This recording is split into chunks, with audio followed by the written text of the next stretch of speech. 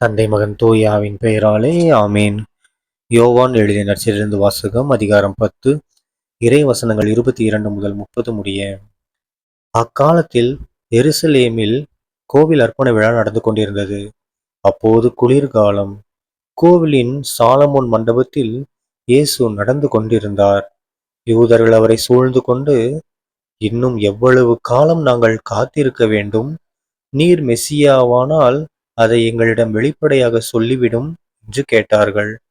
இயேசு மறுமொழியாக, நான் உங்களிடம் சொன்னேன், நீங்கள்தான் நம்பவில்லை.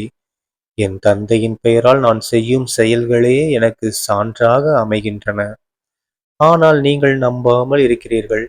ஏனெனில் நீங்கள் என் மந்தையை சேர்ந்தவர்கள் அல்ல. என் ஆடுகள் எனது குரலுக்கு செவிசாய்க்கின்றன. எனக்கும் அவற்றை தெரியும். அவையும் என்னை பின்தொடர்கின்றன. நான் அவற்றிற்கு நிலை வாழ்வை அளிக்கிறேன். அவை என்றுமே அழியா. அவற்றை எனது கையிலிருந்து யாரும் பறித்து கொள்ள மாட்டார். அவற்றை எனக்கு அளித்த என் தந்தை அனைவரையும் விட பெரியவர். அவற்றை என் தந்தையின் கையிலிருந்து யாரும் பறித்து கொள்ள இயலாது. நானும் தந்தையும் ஒன்றாயிருக்கிறோம் என்றார். ஆண்டவரின் அருள்வாக்கு. கிறிஸ்துவே உமக்கு புகழ். அன்பார்ந்த சகோதர சகோதரிகளே, இன்று பாஸ்கர் 4ஆம் வாரம், ஏப்ரல் 28ஆம் தேதி 2026ஆம் வருடம் செவ்வாய்க்கிழமை. இன்றைய நற்செய்தியில பாருங்க, நம்ம இயேசு கிறிஸ்து ஆண்டவர்கிட்ட என்ன கேட்குறாங்க, நம்ம யூதரெல்லாம் சேர்ந்து, இன்னும் எவ்வளோ நாள் தாங்க காத்துட்டு இருக்கணும், நீ மெஸ்ஸியானா அதை வெளிப்படையாக சொல்லிடுங்க அப்படின்றாங்க. அது ஏசப்பா என்ன சொல்றே, நான் எத்தனை தடவை சொல்றேன், ஓகேவா? அது மட்டும் இல்லாம நான் எவ்வளவு அற்புதங்கள் அதிசயங்களை கடவுளின் பெயரால நான் செஞ்சேன், அதாவது என் தந்தையின் பெயரால் நான் பண்ணேன். அப்பயே நீங்க நம்பல. நீங்க எப்படி நம்புவீங்க? ஏன்னா நீங்க என்னுடைய மந்தையை சேர்ந்தவங்க கிடையாது. அதாவது ஏசப்பாவை நம்புறவங்க, ஏசப்பாவுடைய மந்தையில இருக்கக்கூடிய ஆடுகளாகிய நாம மட்டும்தான் அவரை நம்ப முடியும்.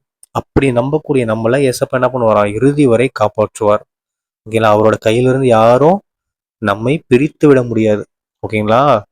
நாமளா எங்கேயாவது போக நினைச்சாலும் அவர் என்ன பண்ணுவார், தேடி கண்டுபிடிச்சிருவாரு. இருந்தாலும் விடாப்படியா ஓடுனோம்னா செத்த போனோமா தான் திரும்ப வர முடியும் நாம. சரிங்களா? ஸோ ஏசப்பா விட்டு நம்ம எப்பயுமே தள்ளி போயிடவே கூடாது. ஏன்னா கடவுள் நம்மளை ஏசப்பா கிட்ட ஒப்படைச்சிட்டாரு. ஓகேங்களா? அதனால நம்ம என்ன பண்ண போறோம், ஏசப்பாவோட மந்தையில் இருக்கிற ஆடாவே வாழ்ந்து அவரையே நம்பி அவரோடு வாழ்வோம். சரிங்களா? தந்தை மகன் தூயாவின் பெயராலே ஆமீன். இயேசுவுக்கே புகழ், இயேசுவுக்கே நன்றி, மரியே வாழ்க, இயேசுவின் ரத்தம் ஜெயம். அல்லேலூயா. Praise the Lord.